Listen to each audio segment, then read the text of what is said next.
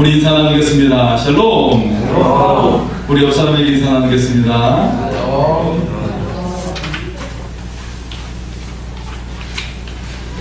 네, 여러분에게 추억에 남아있는 그런 가수들이 있습니까? 어떤 가수가 여러분의 추억에 남습니까? 이미자, 패티김, 서른도, 태진아, 방탄소년단. 지금 핫한 가수죠. 네. 그 김민호라는 가수가 있었죠. 이병열차와 사랑일 뿐이야라는 노래를 부르고 군대를 가면서 우리에게 잊혀진 그런 가수가 되었습니다. 정말 추억에 남아있는 가수인데, 이 사람이 작년에 다시 가수로 재데뷔하기 위해서 준비를 하던 중이었어요. 그러던 어느 날에 아내가 아파서 병원을 입원하게 되었어요. 그런데 입원한 지 일주일 만에 세상을 떠나고 말았습니다. 결혼한 지 9년밖에 안 되었고 아이는 8살밖에 되지 않았어요. 딸아이 하나가 있었는데요. 이제 1년이 지났답니다. 아내가 세상을 떠나고 1년이 지난 지금 그는 다시금 가수 데뷔를 하면서 아내를 위해서 노래를 부르겠다라고 다짐을 말하고 있습니다. 여러분, 우리의 삶이 정말 어려움이 많이 있다는 것을 우리는 느끼게 되죠.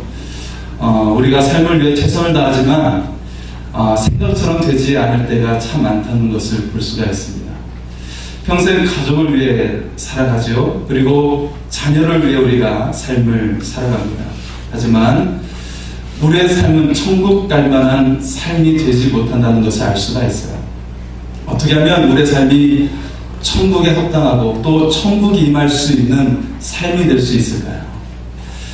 예수님께서 오늘 말씀 속에 땀과 눈물을 흘리시는데 피가 떨어지듯이 흘리고 계십니다. 겟세마네에서 흘리는 땀과 눈물은 바로 우리를 위해 흘리시는 그런 땀과 눈물이시죠.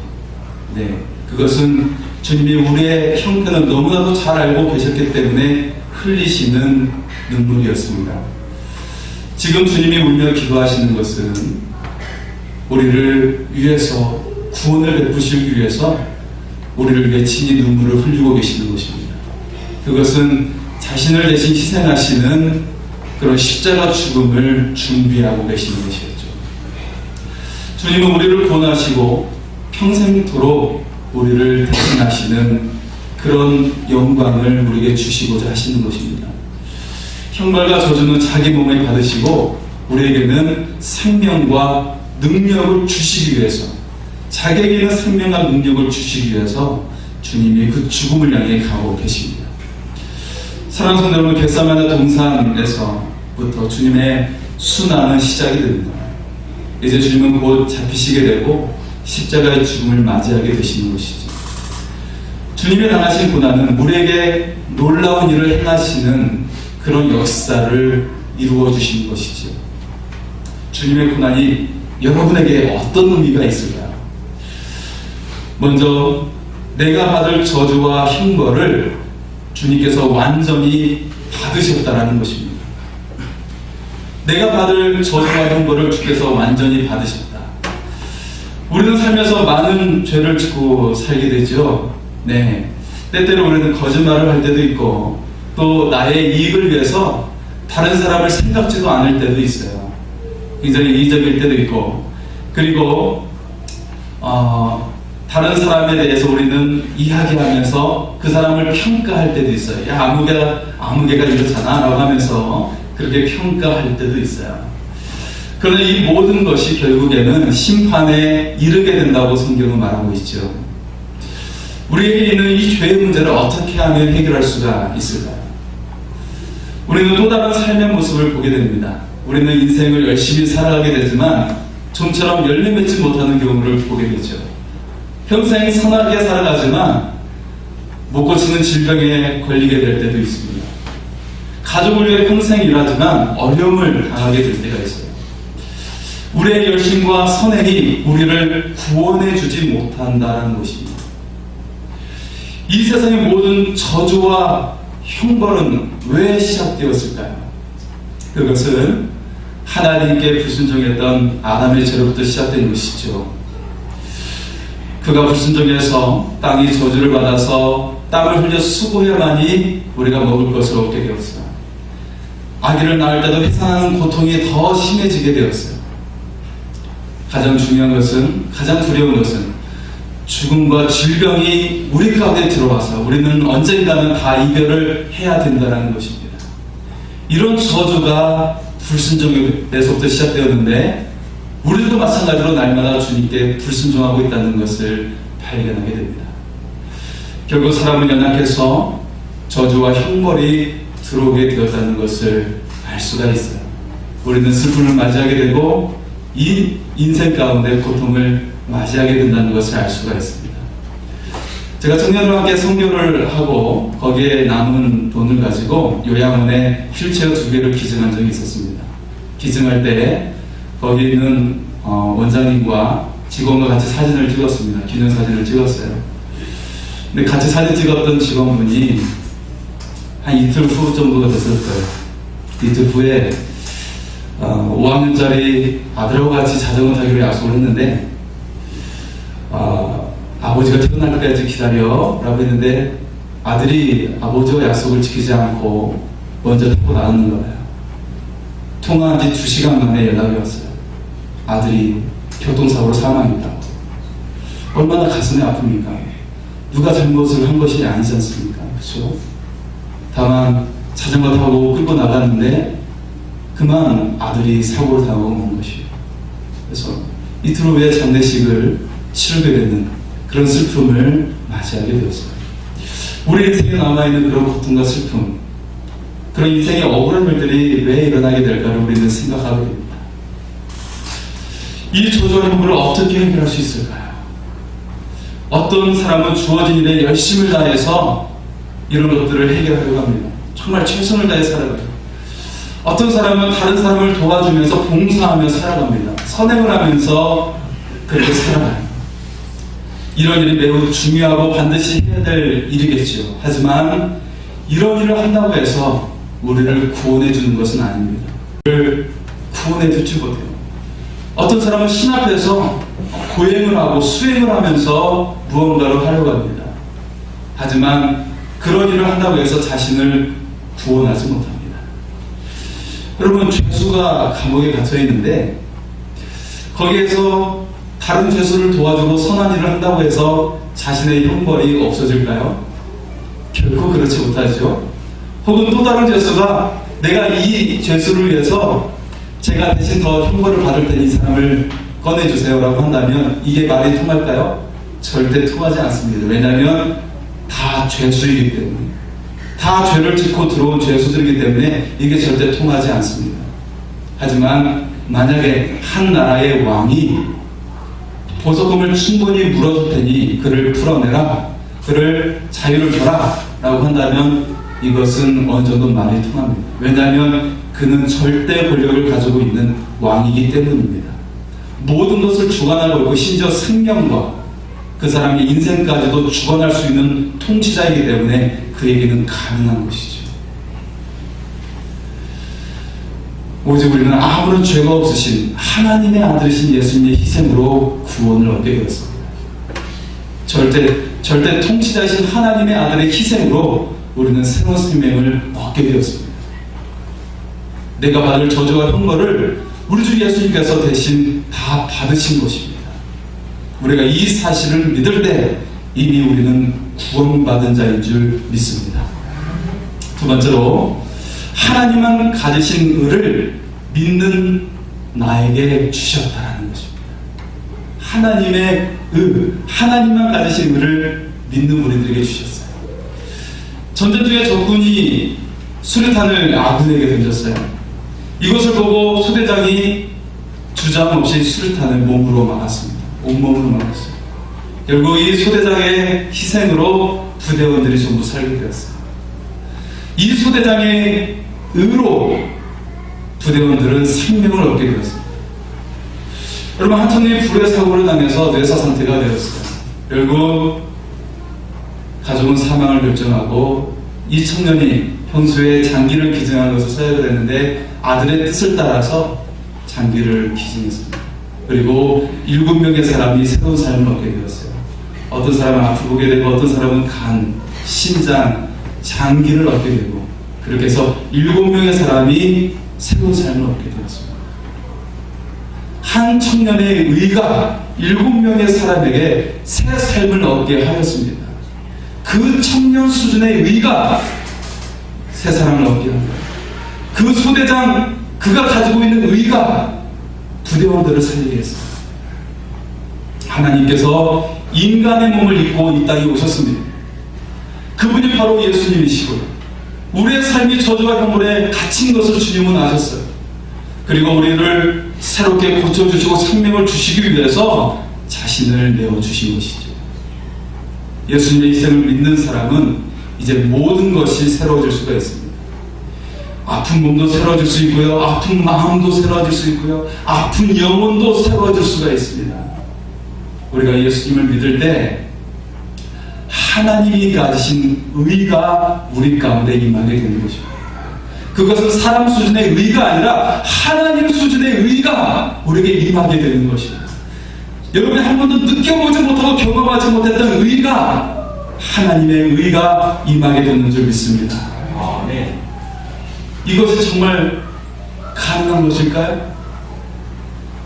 어떤 사람은 그렇게 생각하는 사람이 있을 겁니다. 하나님 수준의 의가 우리 가운데 오게 된다고요? 오늘 본문에 예수님은 죽음을 앞두고 고민하여 죽을 지경이 되었다고 성경은 말하고 있어요. 그래서 제자들에게 같이 잠을 자지 말고 내 곁에 있으라고 요청하고 있습니다. 하지만 베드로, 요한, 야고보는 잠을 자고 있어요. 이제 몇 시간 후에는 베드로는 예수님을 부인하게 됩니다. 그런데 이 제자들이 며칠 후가 되면 순식간에 바뀌게 되죠. 오순절 성령을 받은 이 제자들은 지금 잠자고 있는 것과 정반대의 모습을 취하게 됩니다. 베드로는 나가서 복음을 전도했더니 3,000명의 사람이 변화되어서 세례를 받게 되었어요. 야고보는 첫 번째 순교자가 됩니다. 요한은 그는 소아시아의 수도였던 에베소의 그런 교회를 담당하는 사람이 되고 또한 요한계시록을 쓰게 되고 계시록에 나와 있는 소아시아의 7교회에 영향을 끼치는 위대한 지도자가 됩니다. 여러분, 예수님을 믿으면 성령님을 통해 하나님의 의가 나타나게 된다는 겁니다. 하나님 수준의 의가 우리에게 임하게 된다는 것이에요.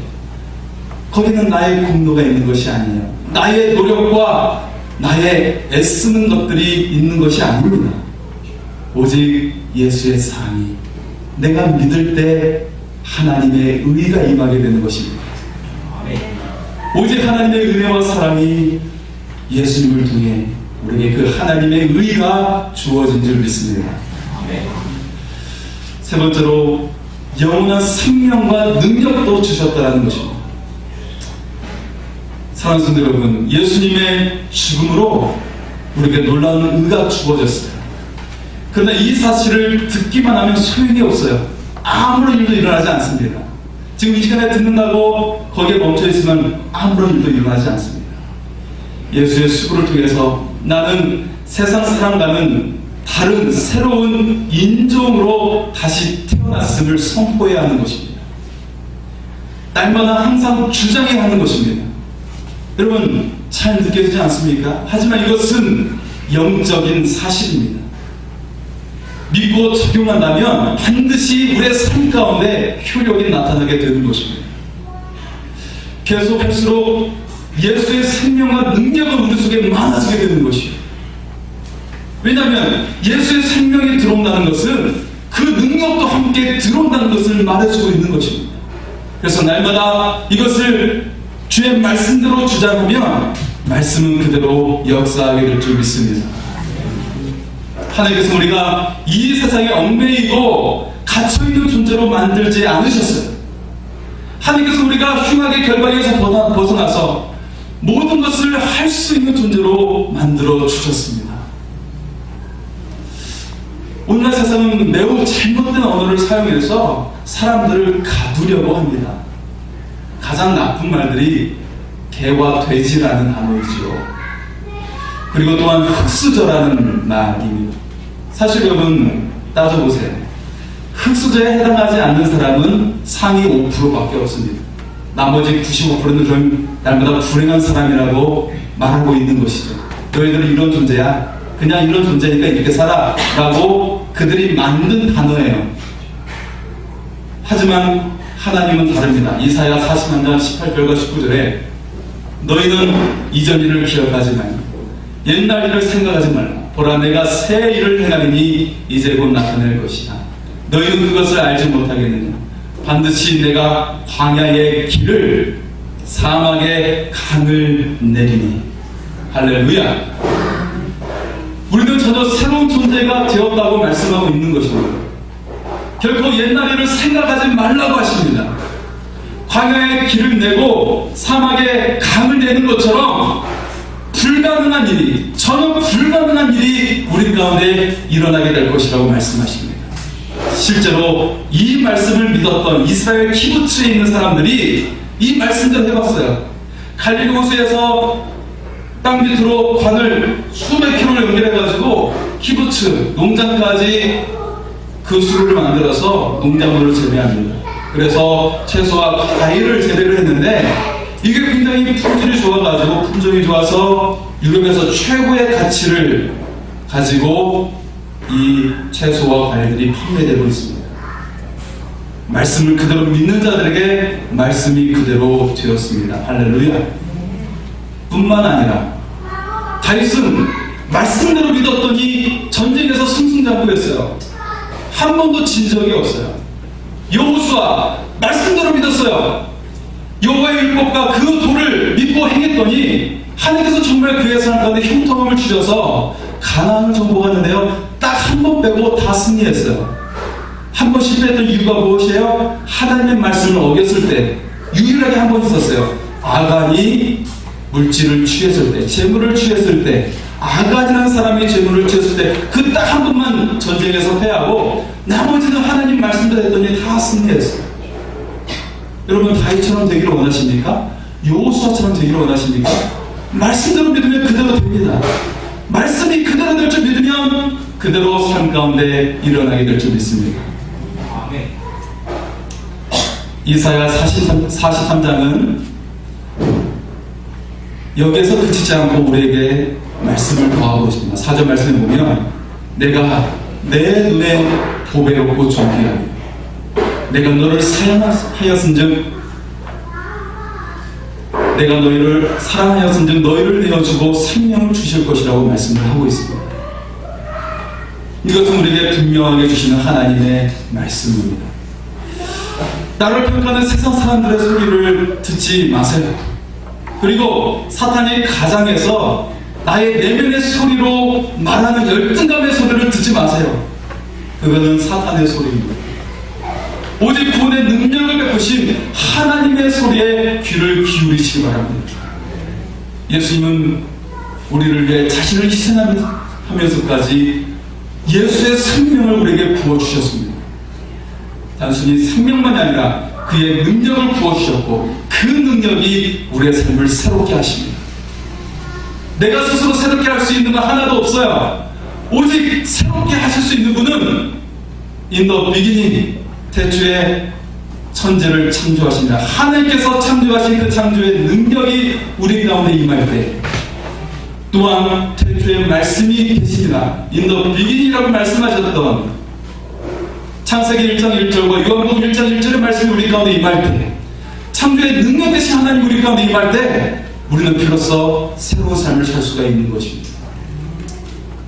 예수의 생명을 받은 우리는 예수의 능력도 받았어요. 또한 그 능력으로 전혀 새로운 삶을 살 수가 있는 것입니다. 우리는 계속해서 이것을 믿음으로 선포해야 하는 것입니다.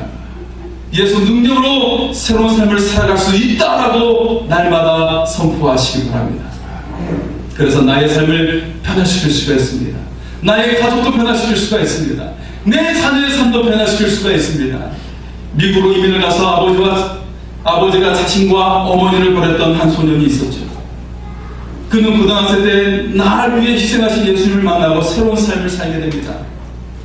그 안에 예수 생명이 임하게 된 것이고 예수의 능력이 임하게 되었어요. 그래서 그는 새로운 삶을 결단하고 그가 대학을 신학을 하게 되고 목사가 되었고 새로운 삶을 살게 되면서 새 자녀를 낳게 되죠. 새 자녀를 훌륭하게 키우게 되었습니다. 그가 좋은 아버지를 경험하지 못했던 그였지만 예수 생명과 능력이 그 속에 임하면서 아름다운 가정을 세우고 자녀들을 올곧게 훌륭하게 키울 수가 있었습니다. 여러분, 지금 하는 일마다 잘 되지 않을 수도 있습니다. 삶이 고통스러운 사람이 있을 수 있습니다. 어떤 사람은 욕을 잘하던 내 아버지의 모습이 내게 남아있는 사람이 있을 수 있어요. 술을 잘 마시는 아버지의 모습이 내 속에 그대로 남아있는 사람이 있을 수 있어요. 또 어떤 사람은 삶이 아주 잘 풀렸어요. 돈이 너무나도 넘쳐나서 주체하지 못하는 사람이 있어요. 그래서 이 돈을 어떻게 쓸까 하면서 술자리도 갖고 그리고 쾌락을 일삼고 심지어 약물을 복용하는 사람이 있어요. 그러나 하나님의 아들신 예수 그리스도가 우리에게 있는 모든 저주와 형벌을 벗어나게 하셨습니다. 우리에게 있는 모든 결박에서 벗어나 새로운 존재가 되게 하셨습니다. 예수 생명으로 예수 능력이 임했습니다. 그 능력으로 새 삶을 살아갈 수가 있습니다. 오늘 예수님의 개성안의 기도는 우리에게 새로운 삶을 주는 영광의 자리입니다. 예수님께서 날 위해 희생하셨다는 사실을 믿는 모든 사람에게 그 영광이 임하게 되는 것입니다. 이제 예수 생명과 그 능력을 주장하시기 바랍니다. 그리고 여러분에게 새로운 삶이 펼쳐지는 것을 믿음으로 바라보시기 바랍니다. 기도하시겠습니다. 사랑의 주 하나님, 겟세마네 기도로 고난 가운데 들어가신 주님을 바라보고 이제 나의 모든 저주와 형벌을 다 받으신 주님을 믿으며 우리는 오직 예수 생명과 능력으로 새로운 삶을 살게 하여 주옵소서. 오늘 성찬의 자리에 나의 옛사람을 과감하게 벗어버리고 옛 생각을 버리게 하여 주시고 새로운 일을 행하시는 하나님의 놀라운 부활의 역사가 오늘 성찬을 통해 일어나게 하여 주시옵소서. 감사드리며 예수님 이름으로 기도하옵나이다. 아멘.